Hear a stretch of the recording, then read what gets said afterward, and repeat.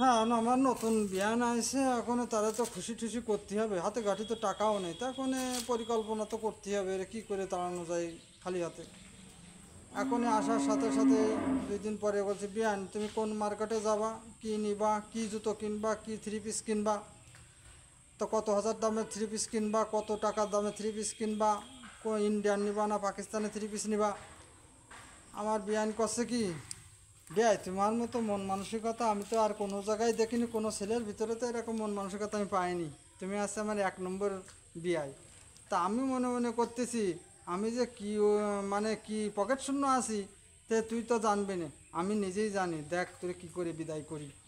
তা পুরোটা লিস্ট ধরাই দিলাম, দেওয়ার পরে হচ্ছে, বিয়ান তোমার কি কেনাকাটা কি সব শেষ হয়ে গেছে? তা বলছে, হ্যাঁ বিয়ান আমার তো কেনাকাটা সব শেষ হয়ে গেছে, আর কেনার কিছু দরকার নেই, তুমি যেটুকানি কিনে দিছো ওইটুকানি আমার আর লাগবে না, ওই যথেষ্ট।